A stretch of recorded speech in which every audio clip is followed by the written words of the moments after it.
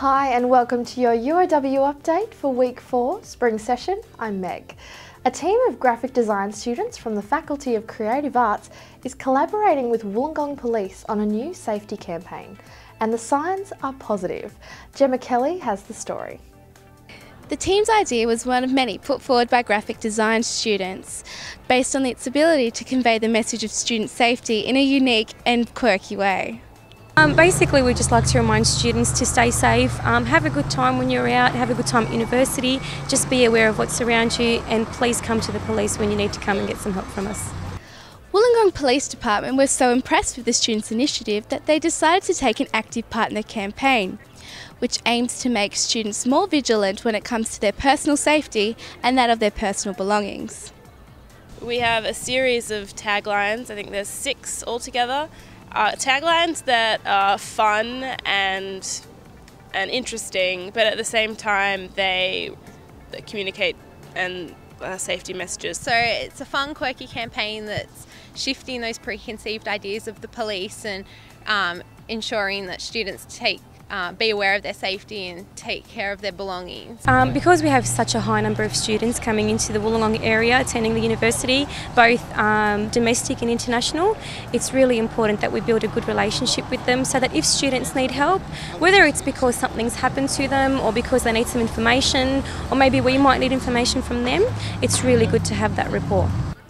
Gemma Kelly, UOW TV. With student accommodation a year-round problem, the university is negotiating the purchase of a high-profile facility. The soon-to-be-for-sale Ibis Hotel in the heart of Wollongong CBD could become a new home for our students if a multi-million-dollar bid by the university goes ahead. However, the sale won't happen without the approval of Wollongong Anglican Church that owns the land. In a statement to UOW TV, Minister Sandy Grant said while discussions about the sale are still pending, he was open-minded and positive about the possibilities. Volunteers play a vital part in our local community, and the university has again honoured the Quiet Achievers with the Chancellor's Awards for voluntary contributions. Bec Davis has more. Wollongong's most dedicated volunteers are being recognised for their community involvement at the Chancellor's Awards for voluntary contribution. The student engagement is integral to the university life, and I think volunteers outside the university are integral to their community. My personal view is that anybody that has their name in this book is a winner. The university is donating 4 awards of $2,000 to charities nominated by the prize winners. The Illawarra Community for International Students won an award for their exceptional community engagement. I think anyone that's ever travelled knows that you like people to make you feel welcome, and even if it's only a few words or a friendly smile, it all helps. They want to help other people, they are not selfish, and they are willing to give of their time, their energy and their talents, and that makes a difference to the community. The Chancellors are still grateful for the community appeal in 1959, where the public raised £50,000 to buy land for a new university. A huge amount of money was raised from the community, and I think we've never forgotten that link, and this is one way of celebrating it. Many volunteers feel a common satisfaction from their work. As the old saying is, you've got to have something to get out of bed in the morning when you're retired, something you want to do, something you're passionate about. Bec Davis, UOW TV.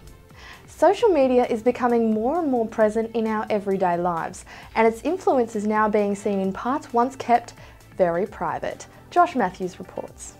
It's a complex issue. We're legally allowed to have sex at only age 16, but we're not allowed to send explicit images until age 18. But this hasn't stopped the 1/3 of teenagers who've reportedly sent or received a nude image. Sexting was the subject of a guest seminar at the university last week. The media's portrayal of sexting it tends to talk about it through a framework of panic and concern about young people. Nina says the real issue is the lack of education and understanding by young people, the need for further teaching similar to that of drug education to avoid young Australians being registered as a sex offender. Which is not about demonising technology, and it's not about pathologising teenage sexuality, and it's not about vilifying men. It's an issue that strikes right at the heart of Australians following the recent Skype sex scandal that rocked the Australian Defence Force. UOW will now host more such seminars that resonate with the community in the coming months. Josh Matthews, UOW TV. A smile is universal to every culture, but a language is not. The university has held its first World Cafe as a part of an initiative to help connect staff and students from across different cultures. We're using a very relaxed format of a cafe and just trying to bring people together to talk about different stumbling blocks to intercultural communication. The cafe experience included different group activities, helping overcome cultural barriers in an informal discussion. The day was all a part of helping international students enter a new workforce. As the weather starts to heat up again, our university hockey teams have been putting in some extra preparation. Heading into the finals as favourites, the UOW women's hockey first grade team is yet to lose a match and sits 5 points ahead of its nearest competitor, while the men's first grade team is battling it out with Albion Park for first place as they head into the finals. And that's our update for this week. I'm Meg Collins, and from all of us here at UOW TV, have a great week.